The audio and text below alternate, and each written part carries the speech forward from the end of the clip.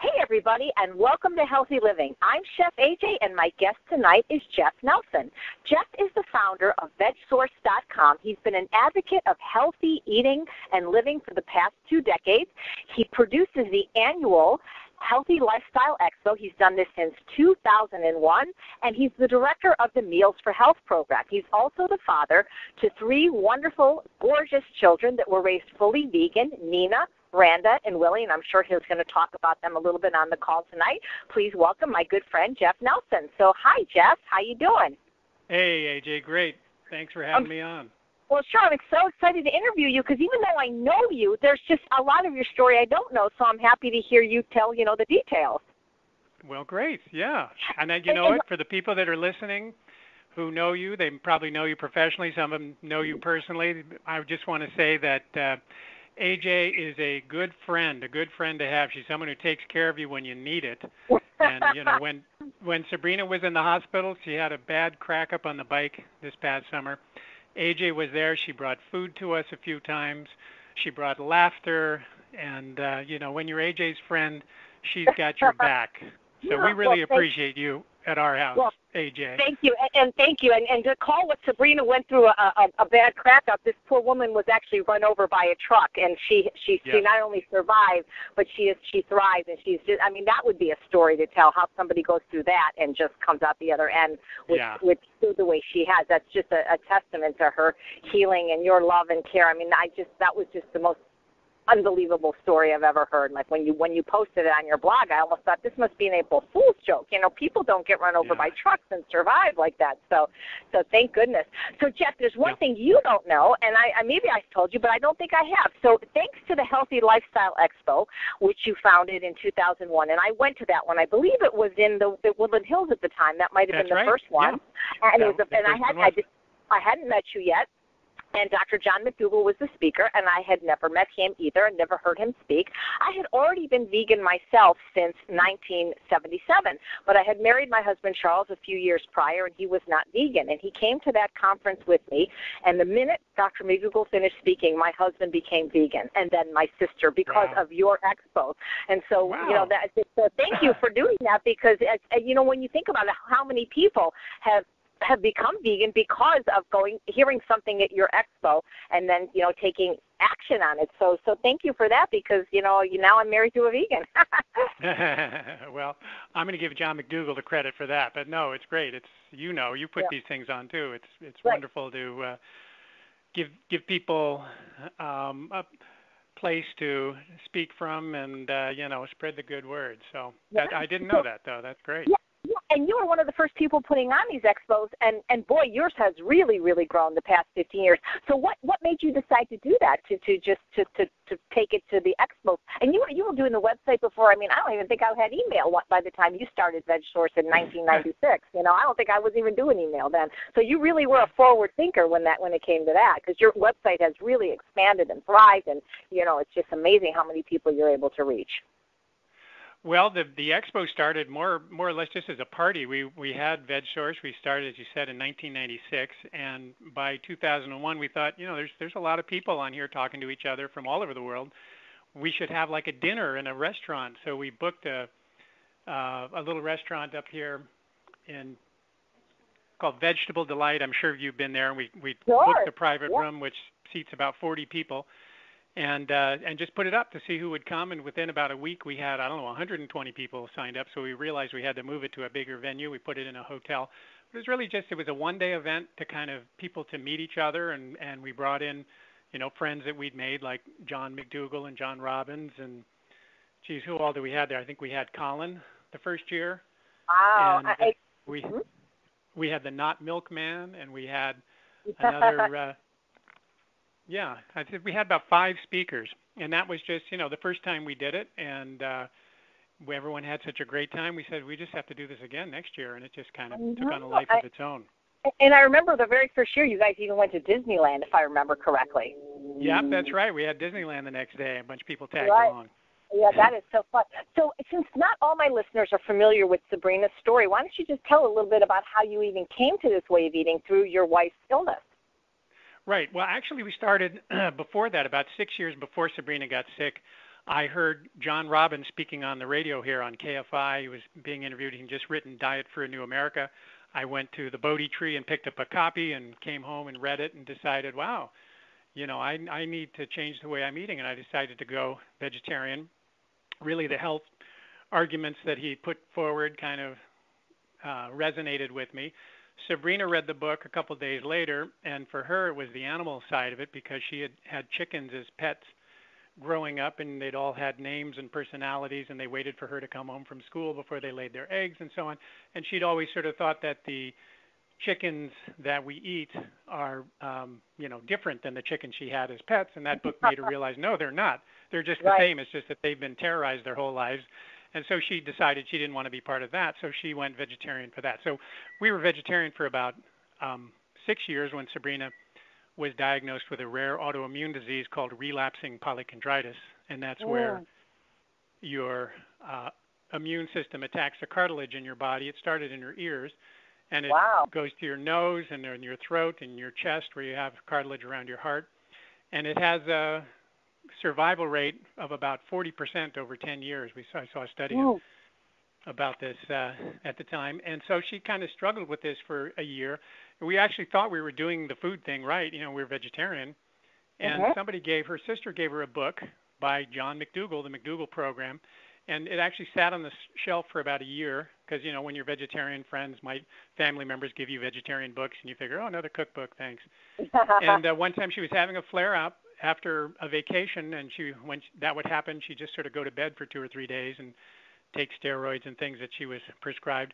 And she read this book, and she read John McDougall talking about lupus, and this is in the lupus family, and how dairy proteins, and that of his diet is completely vegan, plant-based diet, could really help and put things in remission. So she said, you know what, I'm going to eat this way. I'm going to go vegan. And I said, well, okay, if you're going to go vegan, then okay, I guess I'm vegan too.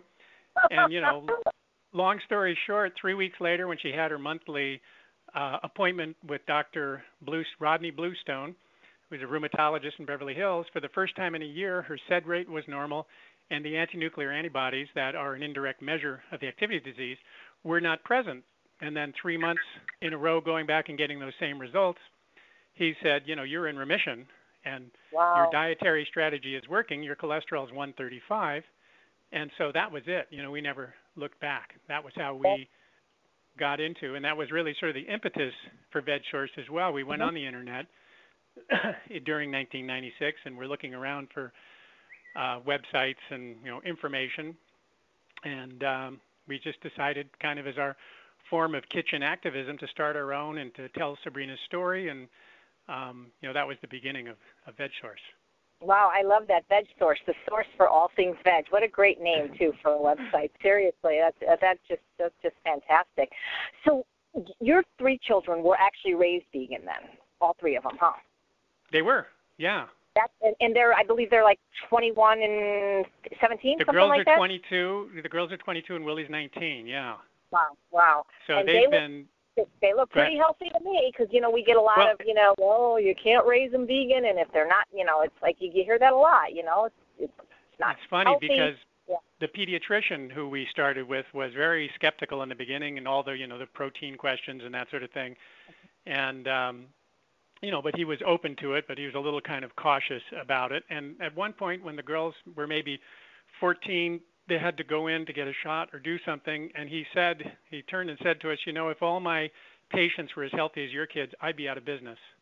Yeah. And he said, you just don't see kids. I see so much overweight kids and kids with all kinds of problems, and so now he's convinced. So that was, it wasn't particularly challenging, believe it or not. But overcoming the skeptics, that's sort of a natural thing that happened along the way. That is just so cool, though, to be, I wonder what their life is going to be like, just not, just being raised vegan. I mean, the only other person I know is, Dr. Goldhammer's kid. Most people weren't raised vegan. They became vegan, but that is just, they've probably never been sick, I would imagine. Have they ever been sick? They've been sick at times. Everybody gets the flu or whatever that's going around school, but no, they're pretty darn healthy all in all. But they did suffer from one interesting condition, which you shot some great videos about. By the way, I love your videos. I mean, if you weren't whatever you are, I think you'd be a great attorney, because you don't leave any, when you do these videos, whether it's interviewing or an expose or researching a nut article, you really don't leave any stones unturned. You're just very, very thorough and a very good writer. But your videos, you did some with Nina and Randa, because, those pictures just are incredible. It almost was like watching, they have an infomercial for Proactive or whatever on TV, Right. And they did have I've never seen them with it, but the pictures were unbelievable. They did have, both Nina and Randa, very, very bad acne at one point, and they're beautiful girls, so I imagine that must have been very difficult for them. Well, and they're actors too, and so they basically skated through their teen years with very little acne, and then I don't know, when they were 21, I guess, 20 or 21, it just suddenly it all came on, and it came on massively, and to the point, it's devastating emotionally. They didn't want to see people, they didn't want to go out, they didn't want to go on auditions because they felt they wouldn't get the job anyhow. And you've seen the pictures; it was pretty bad cystic acne. Yeah. And they were doing everything. See, they saw dermatologists here and there and over at UCLA, and everybody was saying Accutane. And they've had a couple friends who've had bad experiences on Accutane. They were very skittish about that. And at one point we're going up to San Francisco to see the grandparents, and I said, go to Dr. McDougall's website and look up and read about acne. And of course, John has a lot of information about acne and diet, and they realized they wanted to go on the maximum weight loss diet, which is, removing all overt fats pretty much. They would have peanut butter or maybe avocados and that sort of thing. And so they decided, geez, this is what we have to do. And really within 3 days, they noticed that they had no new breakouts. And, that was the end of it. Then just over a period of time to kind of heal a lot of the damage that was there and have that go down. But that's just amazing that a low-fat diet, because they were already eating a pretty healthy diet, very healthy diet, and it's just making it a no-added fat diet could heal this and then do it so quickly. Exactly. I mean, that's really a strong signal that was what the problem was. They cut out soy milk and soy products. They stopped eating peanut butter. They, left off on avocados. I'm trying to think. I mean, it's not like they were eating a very fatty diet to begin with, but it was enough to, cause that problem, to make that happen. And taking it away, I mean, it's just, they describe it as the happiest day of their life when suddenly their acne stopped appearing and started going away. That just, changed. Wow. As terrible as it is to get acne, it's wonderful when you find you can actually have some control over it. Sure. Now, was it hard? Because, see, I remember I used to be, I'm on the same diet they are, no added fat. But I remember giving up peanut butter for me was like harder than giving up chocolate. Was it hard for them, or they were just so driven by the fact that they wanted their skin to clear up that it wasn't so difficult?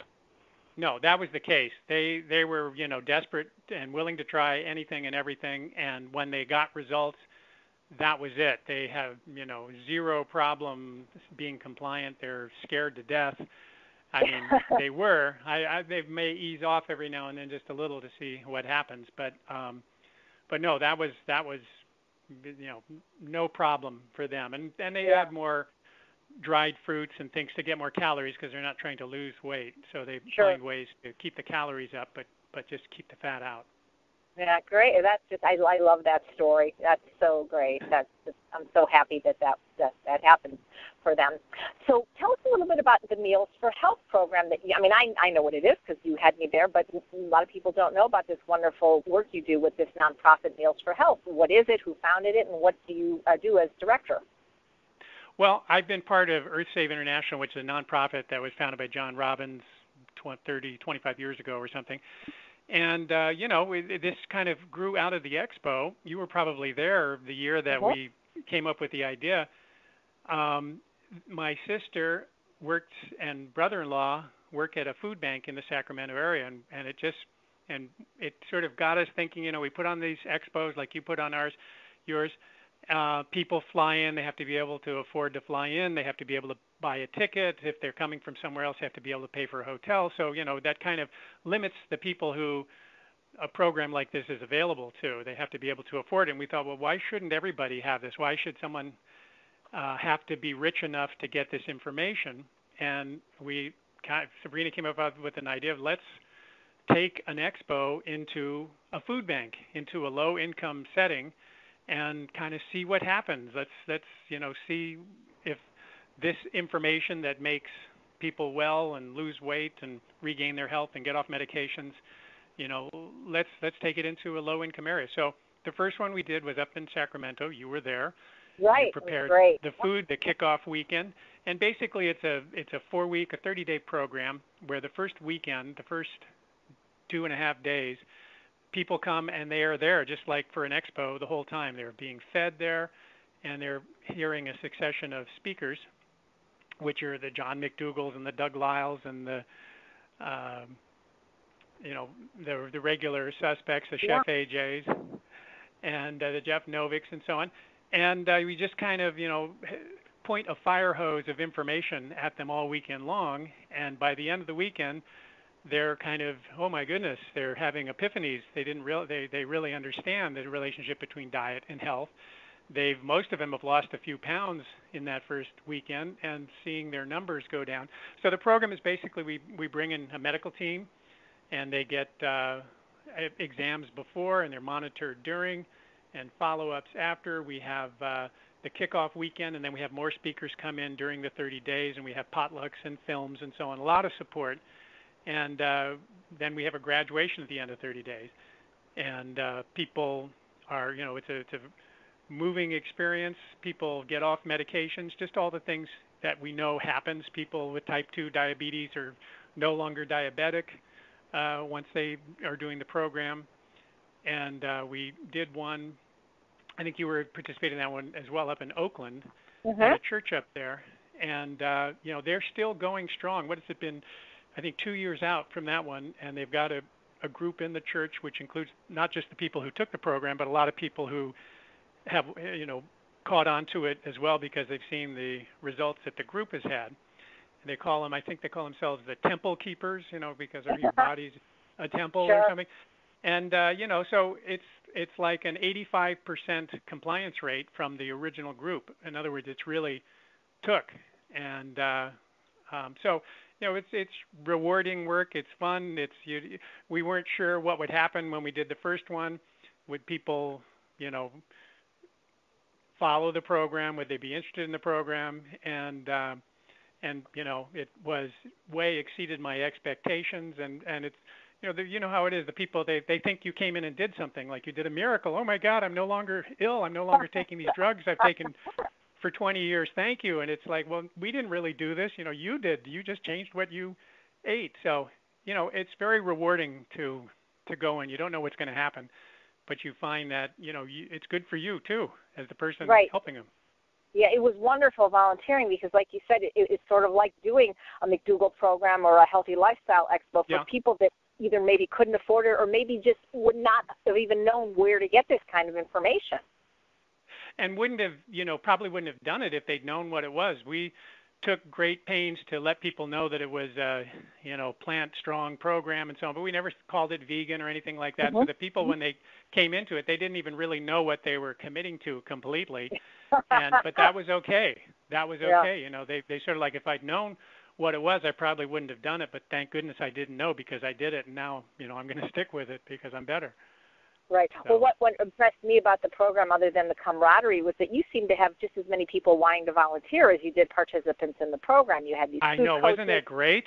Yeah, so, we have food coaches, and we had so many people applying to be food coaches and to help, and it's just so rewarding to do this kind of work and spread the message that, I love Any plans to do one down here instead of traveling up north? Because, I mean, there would be so many people. I could probably just tell you right now 40 people that would be food coaches if you did one like locally. Right. Yeah, no, I think LA is probably the next stop. We're doing something in coordination in Louisville, Kentucky with a group there.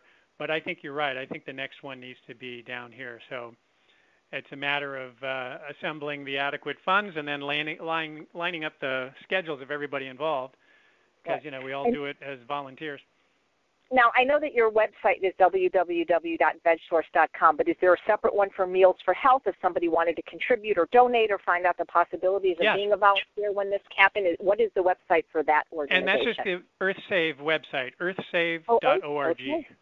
Okay, Earthsave.org. You can go and you can see videos of some of the people that have gone through the program. There's a link to donate to the program and information and a list that you can get on to be alerted, as new developments happen and new programs go off. Oh, good. That's great. One of the things I wanted to ask you about, you did this wonderful documentary a few years ago, Processed People. Where did you get that? That was very well done, and I loved the way, that you used Dr. Jay Gordon. He sort of was like, in a way, like the narrator or the moderator. He sort of tied everything up. I thought that was really, really well done, and can we get it on Netflix? Because I think people need to see that because it's so good. It's not on Netflix. We have it on DVD. I need to set it up to go on download so people can just get it that way too. But that was just a film we decided to do one expo years ago, maybe 2006 or 7, I forget. And we just took the people who came to speak that weekend, and when they weren't speaking, I sat in a room and went through a list of questions and got each person's answers, and then we went and made it into a film. And Jay, as you say, Dr. Gordon, was the perfect host and person for this message, and we went over and spent some time with him, and he did the hosting. It's about a 40-minute film, and then we also have another 3 hours of the extended interviews with all the experts, and in some ways the extended interviews are just as good, if not better, than the film. It's just these really interesting people. I encourage anybody listening, if you haven't seen the film, to buy it, or if it's going to be available to download it. And also all the DVDs, here's the other thing. See, even though we're friends, you don't always say everything to your friends, because just like you didn't know about that, it was your expo that got my husband to be vegan. Right. But it was also your. I mean, even though it was the doctor's message. But so there was one year that I couldn't come, and I don't remember the year. Maybe it was 2007. But there was one year I didn't come, and I ended up getting the DVDs. And that was the year that Dr. Caldwell B. Esselstyn Jr. spoke, and I believe it was the first time he actually spoke at your expo. And so it must have been 2007 because I was watching these DVDs in 2008, so it would have had to be. It's the first time I ever heard Dr. Esselstyn. I never had heard of him, and I watched his lecture, and it was great. He was wonderful and handsome and jovial and just very kind, and, the message was, of course, not to eat oil. Now, I had been a junk food vegan I've been vegan almost 40 years, and the first 26 years a terrible junk food vegan, but I ate oil not because I thought it was some health food, it's just because I ate oil. It's in the food. It's in recipes. And even though I had read Dr. McDougall's book, I guess I just wasn't ready to hear it, or maybe it was the way Dr. McDougall said it. I knew that he always said the fat you eat is the fat you wear. I get that, and that fat makes you fat.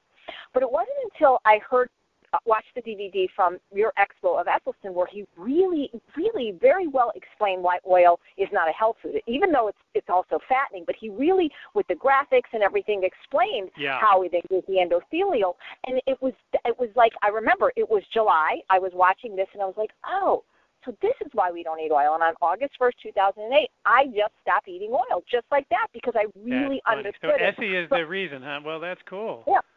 From watching, and just the way, he said little phrases like, oh, you're like tall puppy. He was just so endearing and engaging, and I really got it. And it was funny because since I'm the one that prepares the food in the home, I make Charles's breakfast and lunch and dinner and send him off with lunch. I didn't, it wasn't like we had to sit down and talk about, we're not eating oil. It was just a no-brainer, so I stopped using it. But I didn't forget to tell Charles. I just figured he didn't need to know, and it wasn't a big deal. 7 months, okay, so Charles, he's 6 feet tall. He's very thin, tall, thin guy, And so he was about 160 pounds when I married him at 6 feet tall. And so we stopped using oil, and I didn't say anything because the food still tasted good. It's just a big triumph of marketing over science that people even think you need it for taste or need it for recipes. So he didn't notice it was missing.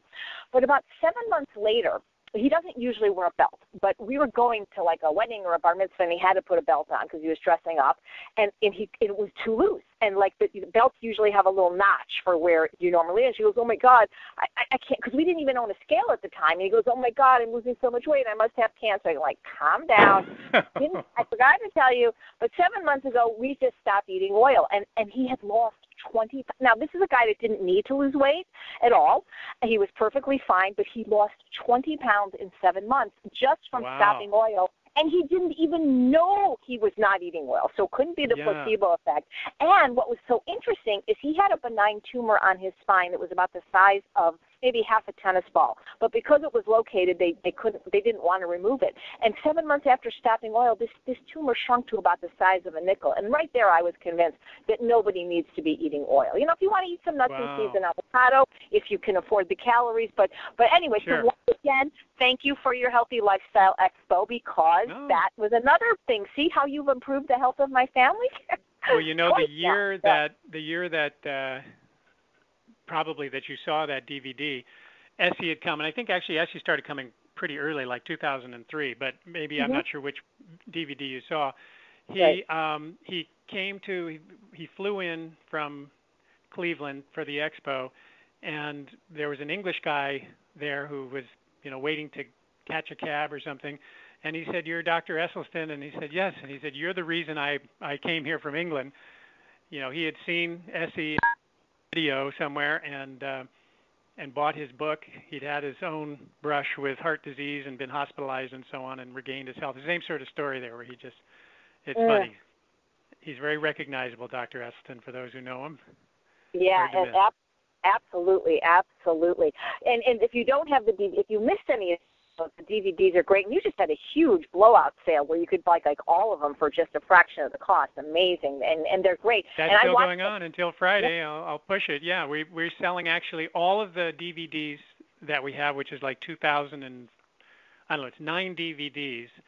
I should say it's 9 sets. There's 3 DVDs. It's over 110 talks or something like that, 112 talks, each an hour long, and it's, you know, all talks.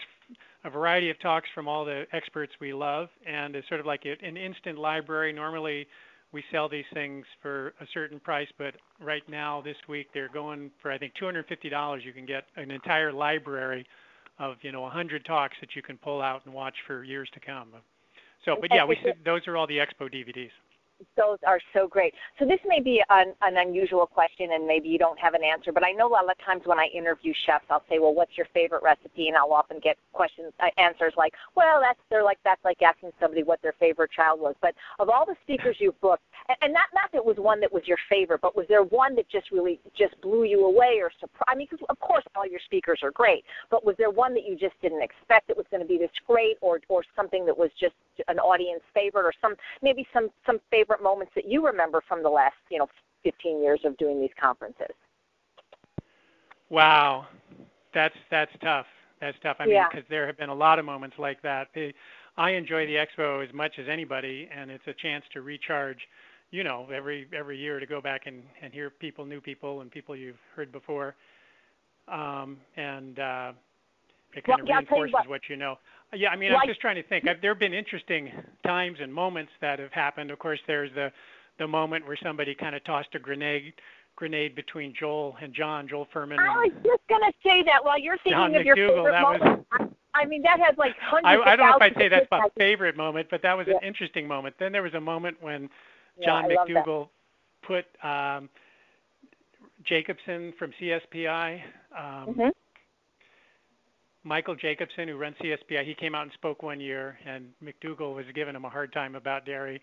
There have been some funny. We had Stop the Insanity. Susan Powder, I remember, sure. Susan Powder one year, she was great. But anyway, I think we had a presidential debate one year where we sort of postponed the talk because people wanted to watch the debate. Maybe that was that same year. But no, I mean, William Costelli was one of my favorites when he came early on. Bill Costelli. Was there, let's just tell the audience what we're referring to because they can watch it on YouTube, which was, I don't want to say it was my favorite moment, but it was sure a fun moment where an audience member, I don't want to say pitted Dr. Furman against Dr. McDougall, but Dr. Milton Mills chimed in. But if you just go to YouTube and Google what is the healthiest diet, Furman McDougall, you'll see this little interchange. And, it was very lively, as you say. Yeah, it was entertaining. It made good television, I would say. Yeah. Well, neither of them backed down. So, I mean, if they could put on the boxing gloves, it'd be a great match. It was the clash of the Titans. Yeah. It was fantastic. No, that was a fun moment. Are there any speakers that you've yet to book that you just really wish would come, and either because of whatever reason they just haven't been able to speak yet? No, I mean, there's great people out there who we haven't had yet, but I mean, it's not because they couldn't make it yet. We just haven't gotten to them on the list, I guess. Sure. Yeah. So you raised your kids vegan. What about your extended family? I know you have a brother and a sister, and you have or had parents. Were you able to translate this message of healthy eating and good health to your extended family, or was it just your nuclear family? No, actually, like a lot of people, when I discovered this information, and hey, this is important, and you take it to the people you love, your parents, your siblings, and friends, and so on. You try not to be too much of a pest. Sometimes people are ready for it, sometimes they're not. And sometimes, you're sort of planting a seed, and years later, and that's kind of what happened in my family. My parents did kind of clean up. They read the books, and they tried to improve their diet, and I think they did.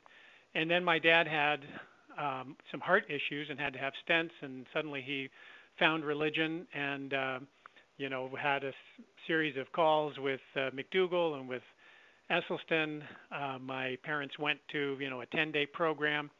And so they got the message, and we're doing really well. My dad, over time, as sometimes happens, people kind of loosen it a little bit. Maybe they start having a little oil and start having some stuff that they shouldn't have, a little calamari in his case. And my dad had a devastating heart attack about 5 or 6 years ago. Wow. He had chest pain, so they went to the ER room, and while he was in the ER room, he had the big one, which was a left anterior descending, they call it the widowmaker. Yes. Heart attack, but because he was 50 feet away from a cath lab, they were able to, get my mom and sister out of there and rush him in and open him up and prevent him from dying. Had that happened at home, he would have certainly died.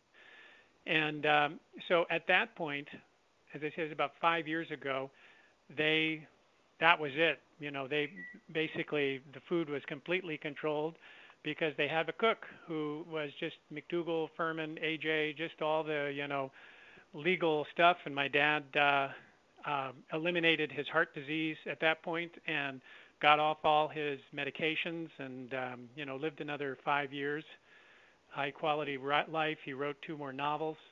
He was suffering from post-polio syndrome, so he was getting progressively paralyzed by the post-polio, but he dictated novels, by voice, recognition software and so on. So that's my parents. My brother Jamie he's totally plant strong these days, completely, as is my sister Mary Louise. That she was the one who you've met, was at the food bank, and that was sort of her moment to and she's in the vegan scene up there in Sacramento, so it's kind of most all of the family, not all, but most all, have kind of gotten the message and are doing well with it. So it's satisfying. You want to see your loved ones be around and be healthy for as long as possible. So it's interesting. My dad had Kaiser was his doctor, and you can go in and you can look at accounts and you can chart your tests and so on. And I looked at it after he had his heart attack, and I could see his cholesterol on one of these charts just going up for about the 8 months or a year before the heart attack, kind of going from pretty low, the 130s or something, going up and up, crossing 150 and so on. So I think it just reflected, you can see the diet is changing over time, and then suddenly there's that big heart attack. So it's real. It's a real thing. Do I still have you, AJ? Huh?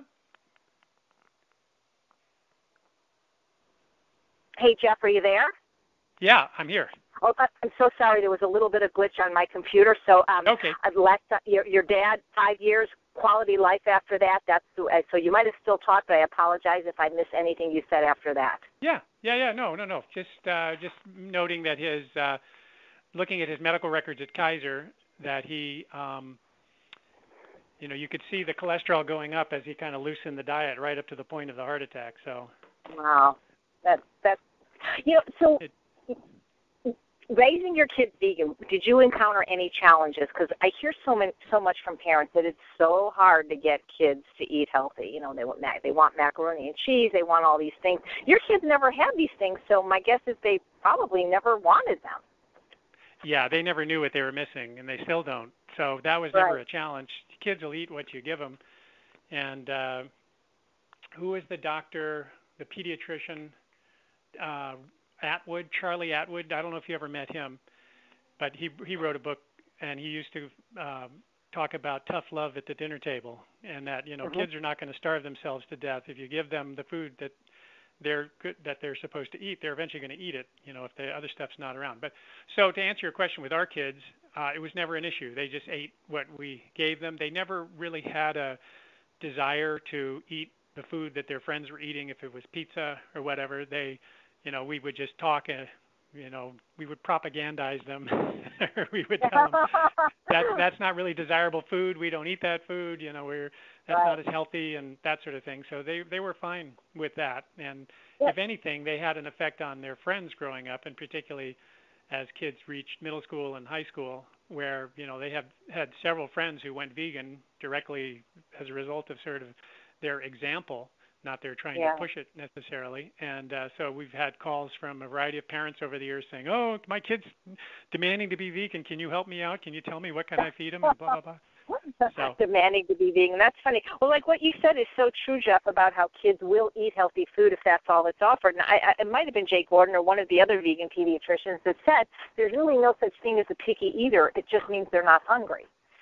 Right. When they're hungry, exactly. when they're hungry. But what do you say to parents who say, well, I just want my kids to be normal, as if eating disease-promoting, dead, decaying, carcinogenic animal flesh is normal. But that's what I hear a lot. Well, I want them to be normal, meaning like everyone else. If you consider like you fat say, normal. What's normal in a population dropping dead of cardiac disease and cancer? You really want to be normal in that population? I don't think so. But exactly. what I think they mean is, socially normal. Of course, they don't want to stick out. But we were lucky. Our kids went to a school which was pretty heavily Jewish, being, so there were kids who were kosher. Our eating way was like not a big deal. In fact, frequently we'd bring stuff, and because it was kosher, other parents, oh, my kid can eat this too? Sure, yeah. So we'd bring, avocado sushi or something. When our kids would go to a birthday party, we would bring food. We'd send them with food when they were small, so that really birthday parties are not about the food. It's not like all the kids want to go and eat the food. They just want to go and play and run around and see their friends and that sort of thing. It's a bigger thing probably for the parents than it is for the kids. But there wasn't any social weirdness. Pretty much, people knew they were vegan. Our friends knew it, and nobody had a problem with that. Nobody thought we were trying to make a statement about them. And like you, I know, a lot of people, friends of ours, ended up going vegan because we brought them to a, Meals for Health event, or we brought them to an expo or something like that, and they realized, wow, I want to do this too. Yeah. Well, that's fantastic. That is just that's great. So what I want to ask you is, I've noticed, I saw you last weekend for the first time in a few months at the Engine 2 Forks Over Knives conference at the Pasadena Hilton. And I noticed that you seem to have lost a little bit of weight. Now, you were certainly not overweight, in my opinion, before, but now you're even leaner or meaner. And I guess my first question is was it intentional? And second, how did you do it? Because so many people seem to be struggling to lose weight, and yet the thin keeps getting thinner. Well, so yes, it was intentional, and it happened probably coincidentally with the girls' decision to lose their acne, that they started eating maximum weight loss, which is basically calorie density principles, although they were getting more dense calories than I was. And I decided, there's studies about people when they become parents, the dad bod or whatever, that they put on a certain amount of weight. Has been pretty well shown that kids are hazardous to your weight. And so I decided, you know what, I'm going to follow the maximum weight loss program. As the girls are doing this, I'm just going to do it. And I'm going to give up the more calorie dense food and focus on this, lose the bread, lose the overt fats and things like that. And so I did that, and when did I start that? Maybe a year or so ago. And I dropped about, I'm not sure, I don't weigh myself that much, but maybe 20 pounds. Mm-hmm. And so as I continued it, I took up bicycling right around the same time Sabrina did. You know what happened to her? She lost weight, but not the way you want to lose weight. No. Not by having it, run off your body. But Oh. so that's kind of supercharged it too for that, another 10 pounds or something. And now I've got the sort of the opposite problem, which is I'm trying to not lose too much weight. And so I'm still, eating calorie density principles, but I also go get some soft serve, or I go get some, pizza. I go out the reservation, Pizza Rev or something like that from time to time to make sure that I'm not losing too much weight. I'm down to about, I guess I've lost, maybe 30 pounds in the last year or so. And so the biking, that I've been doing more recently, that's as I say, kind of supercharges it. And biking plus maximum weight loss is you got to watch it. It's like talk about your belt no longer fitting and having to get a tighter belt and that sort of thing. Well, what it just shows, your story just shows that weight loss is possible when you really understand these principles of calorie density, and that when people can't lose weight, it always is about the caloric concentration in the diet. It absolutely is. And I would say the number one, thing to do if you want to lose weight is to commit to do it, is to commit that, okay, this isn't going to happen maybe as fast as I want it to happen, but it's going to happen. As long as I follow these principles and I stick with it and I don't cheat, it is going to happen. Right. That's what I found is as I hung in there, it just kept, a little bit, and that much, that in the next month, more, and that sort of thing, that it goes in the right direction when you eat by these principles. And I know I've seen your talk, AJ, and it's dynamite. Right. And it's just exactly, Thank you. Those are the principles that did it for me, for sure. Right. And it's like Dr. McDougall says, it never doesn't work. And I just didn't understand calorie density until I understood it. And I remember when I met the Esselstyns, and I always talk about this when I'm working with them at conferences, I met them in 2008. They came over for dinner, and lovely family. And they were, they're all thin, Rip and Ann and Effie. Sure. So they're all really thin people. And they came to my house for dinner, and I was still using and eating quite a few nuts and recipes. And they eat nuts. It's not like they don't ever eat nuts. They don't recommend them, obviously, to the patients with heart disease. But I just couldn't understand how this family of thin people could eat so much food and be slender. And yes, they do exercise, but exercise, is not the whole equation, obviously. No. And so when I understood calorie density, then I finally understood that you really can, like Dean Ornish says, eat more and weigh less, and that if you want to look like an Esselstyn, eat like an Esselstyn, because they really do follow those principles, as do Dr. McDougall and Mary McDougall. And now I basically know why all the thin people are thin. Yeah. No, it's so true. It's so true, and it's sort of like you say, it never doesn't work, or never. Right. How do I mean? I don't want too many double Yeah, negatives no in double there, negatives. it always works. It always Right. works once you get the concept. And we don't want to get the grammar police on us. Well, calorie density. And apply it. Yeah. As wonderful as I want to ask you a question about calorie density, but I don't want to forget to say this, because of all the videos you've done, and you've done quite a remarkable job doing them, and Process People was fantastic. I think my favorite one, and I encourage everyone to go on the VegSource website and watch this if you haven't. I think my very favorite one was the one you did about the low-carb doctors versus the plant-based doctors. Right. And that was just fun. Brilliant. And when people, and just the music, it just was such a wonderful, if you haven't seen it, guys, what it is he shows the people that promote like the paleo diet and how they look, which is generally not that healthy and overweight, and then they show all the wonderful plant-based doctors like Dr. McDougall and Dr. Barnard and Dr. Popper, who are all, very slim. But the music, that is just so great. And when people, start espousing how great these paleo diets are, that's really the one of the first videos I send them, because Tony Robbins says if you want results, you follow somebody that has the results you want. If you want to be rich, right. you go and you don't go to you don't have Al Capone do your taxes kind of thing. So that is a brilliant one. But what I wanted to say about calorie density is you wrote some I was being attacked on your website, not from you, but you ran a few stories about my weight loss, which started really just with stopping to eat nuts, and people went nuts over that because I was being attacked that I was trying to kill people and give them heart disease. And first of all, I wasn't telling people not to eat nuts. If you want to eat nuts, eat nuts. But I was telling my story, which is a person who was a vegan that wasn't even eating any sugar, oil, salt, or flour. I was still fat until I stopped eating nuts. And people were saying, you heard you read the things, all kinds of things. No, and then what you did, You people did it. You wrote a emailing and bunch saying of. she had surgery and all that sort of thing. Yeah. I remember. They accused me of having plastic surgery, and that just is so funny. But so people, first of all, why did people go nuts over it? But second of all, you wrote some really great, like almost scientific articles about that I thought were very well written and certainly very well researched. Well, so how do you thank know you. so much I have to credit, Jeff Novick too, who is my alter ego on that stuff. Before I go out with something talking about studies and so on, I consider him like the smartest guy in the room for looking at that kind of stuff. So I would always vet it with him, and he'd take out the mistakes.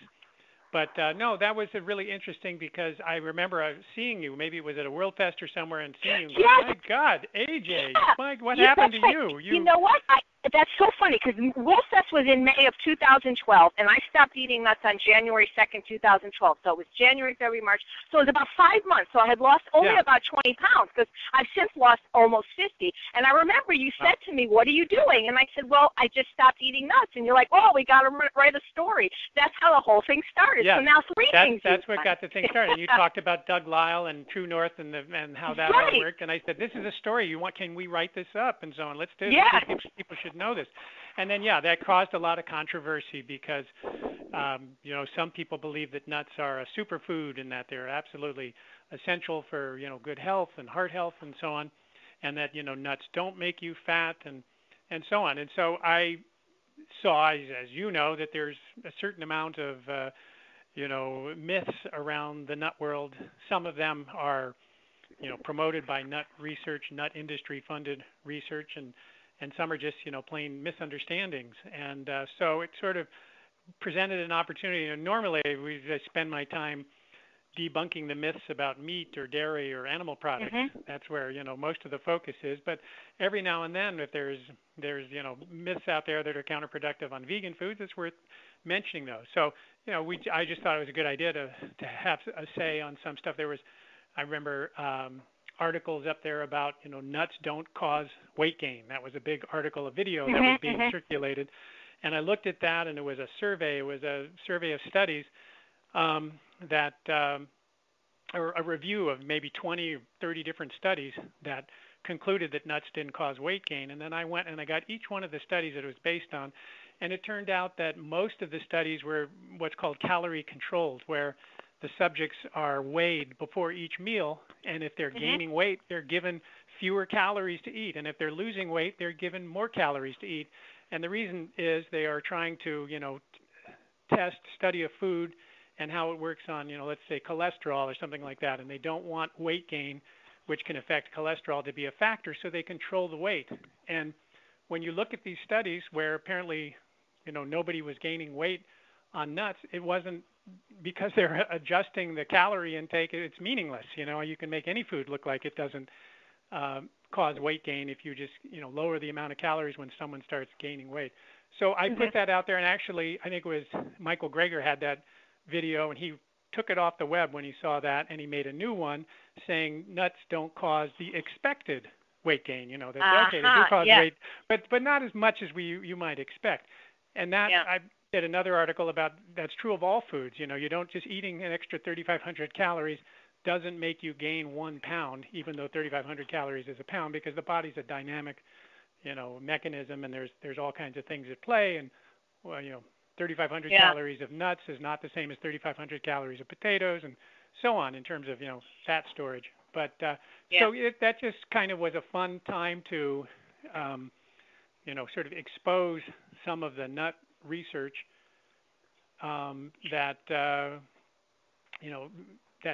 appears sometimes to be almost deliberately kind of trying to make nuts look like a superfood when they're really not. I mean, they're a good food. So is broccoli. Broccoli is a superfood. Yeah. There's lots of if it's a plant food, it's probably a superfood. But sure. I don't believe that one food is a critical determinant of health just because, in a population of sick people that are substituting nuts, let's say, for hamburger are a little healthier than the people eating the hamburgers. That doesn't really speak to anything for people who are already eating a good plant-based diet.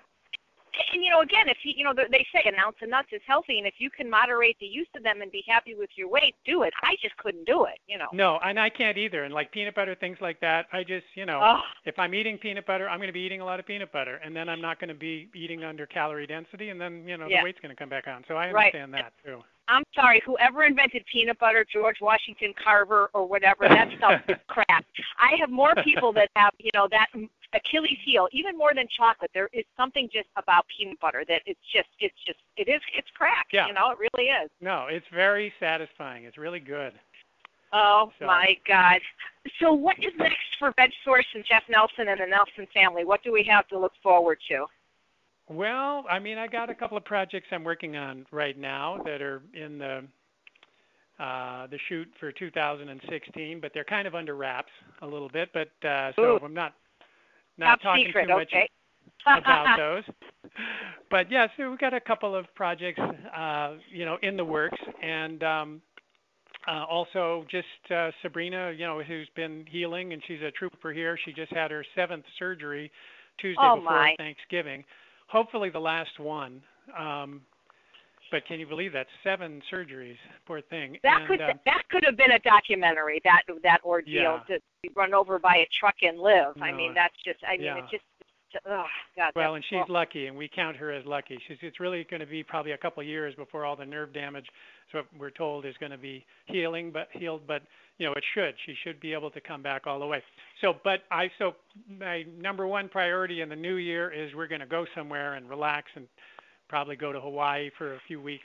That's next in the pipeline, is to go get some healing energy now that these surgeries are behind her.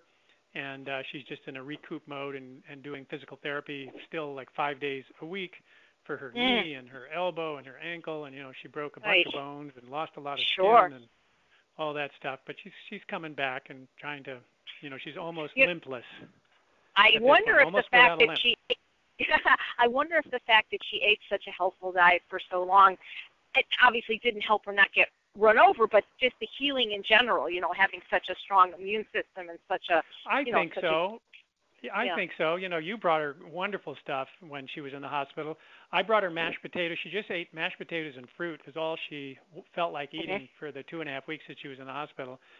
And I do think, clean eating, and it doesn't hurt that John McDougall was calling her every few days while she was in the hospital and kind of advising us. Like, the doctor wants to do this. No, screw that. Tell the doctor no. So you don't know when you're in a hospital and they're giving you drugs and they're hooking you up and saying you should do this.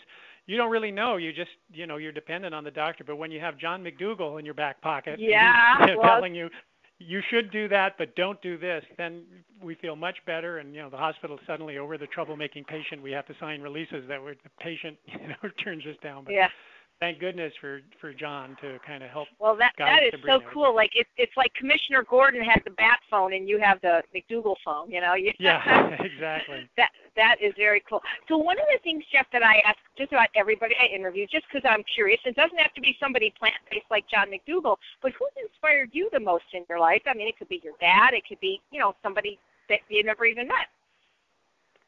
Geez. If you're asking the plant-based question, that'd be one thing. But otherwise, I definitely would say my father has been my most important inspiration, without question. He died this year in January, 93. But just because he was a very creative and very kind person with a whole lot of integrity in so many different instances in my life where he had opportunities, to act and always did the right thing. So I just have a lot of tremendous respect for the guy and the life that he lived and the wonderful guy that he was. So, I would say he's probably number one. Nice. And I'm sure if I asked you plant-based, it would probably be John McDougall. I'm just guessing. Would. Yeah. Yeah, it would. John saved the life of Sabrina and a lot of other people in my family, so he has a special place. They say doctors think they're God. Well, in John's case, I think it's warranted. So.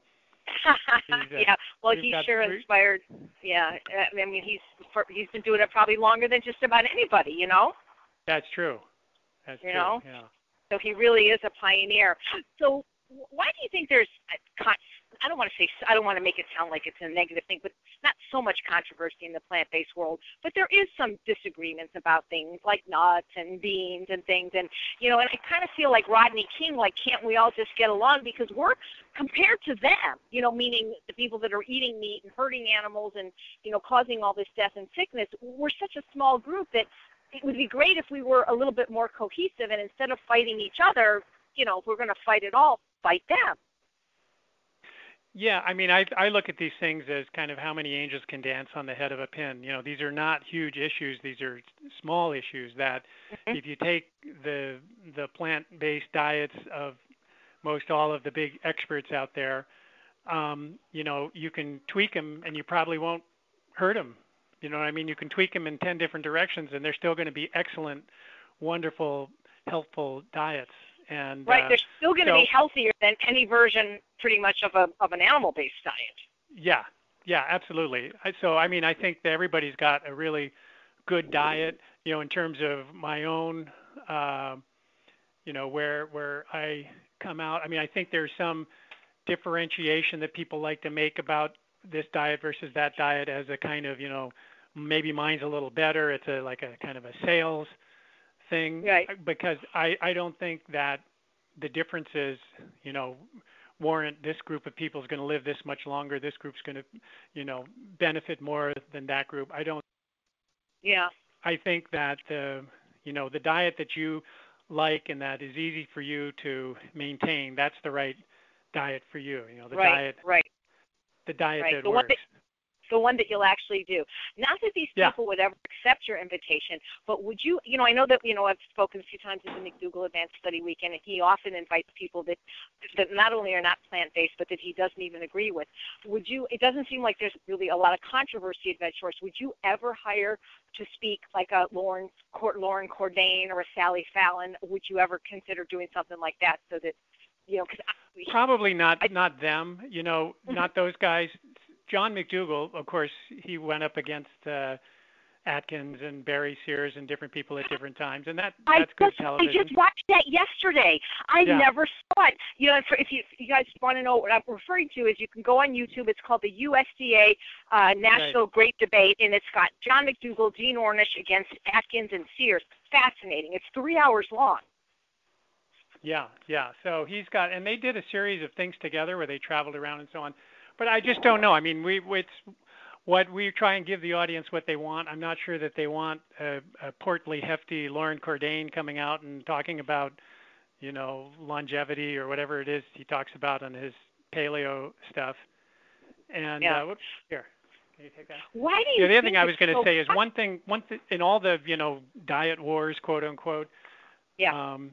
In there, one thing that has always been striking to me is that, extending life, nutritionally, how do you extend life? I mean, if we have a lifespan of 100 years, let's say, how do you live to be 105?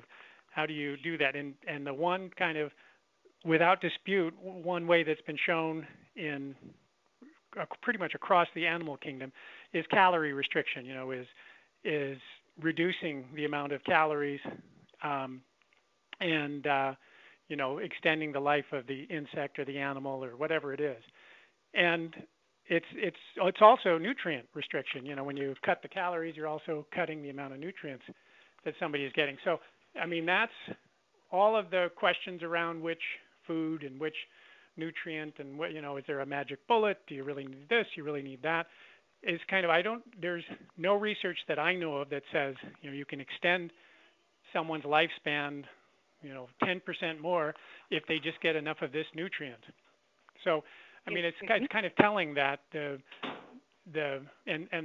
the diets of the Okinawans and so on is naturally calorie restrictive. They eat a slightly lower, 300 calories a day or something lower than the rest of the Japanese or something like that. And look, they have. So, I mean, really, I think a lot of it comes down to calorie density. For me, because you can eat more and get fewer calories, that's a longevity key, and I know, and it's much and more for people so that than love whether you're getting enough of this, enough of that, and enough of this other superfood. Yeah, I know for people that love to eat like me, calorie density is so great because you can have twice as much food for half as many calories. Exactly. Yeah, it's good. like the greatest thing. It's the greatest thing since sliced bread. Why do you think there's such a resurgence of the paleo? I mean, finally Atkins, has gone away. I mean, well, because he died, he didn't really, his program still lives on. But now with paleo, in a way, it's almost Atkins reinvented. Why do you think these are so popular, especially with, the athletic community? You can't really go to a gym anymore without the trainer, telling you to do that as the best diet. Drives me nuts. I mean, there are those guys out there demonizing sugar to the nth degree, like sugar is the whole problem. And so, so that plays into the paleo meme, that kind of as well. So, I mean, I don't know. It's other than McDougall likes to say people like good news about their bad habits. And if you like cheeseburgers and the cheeseburger diet is out there, maybe that's the diet for you, Yeah, exactly. Oh, gosh. Anyway, this hour has flown by. It's been so great just getting to know you a little bit more and hear. Is there anything else you'd like to share with our listeners? And, if you want to find out more about Jeff Nelson's work, you can go to his website and sign up to be on his mailing list at www.vegsource, VEGSOURCE.com, and he has a tremendous sale going on right now with all the DVDs from all the past expos. Definitely want to get those. And Processed People, if you want to find out more about the nonprofit Meals for Health, go to www.earthsave.org. And is there anything else you'd like to share with our listeners, Jeff? Just, AJ, that I'm so glad you came to the expo that first year, and that we became friends, and that I've known you, and that I've seen you over the years, and then in recent, always such a great teacher and advocate, and just in recent years, just doing so much good with your ultimate program there. And I just applaud you and look forward to having you one of these times coming up here when we get back into it. It's funny that you mentioned that because you probably don't know this. Sabrina may remember this, but I actually got the last 2 tickets for the 2001 Expo, and I actually had to drive to your house to pick them up. I didn't even know. Oh, is that right? So see, this was, boy, you snooze, you lose. I am so lucky that I got in on that expo. It changed my life, my husband's life, and my sister's life. So thank you so much for all you do and your wonderful family and kids, and Godspeed to Sabrina with what she's been through. Boy, that girl's a trooper, I'll tell you. Thanks, AJ. We're going to have you back over for charades again here before too long. Oh, that was fun. So thank you so much, Jeff Nelson, and thank you all so much for listening to Healthy Living. I'm Chef AJ, and I make healthy taste delicious. Good night, everyone.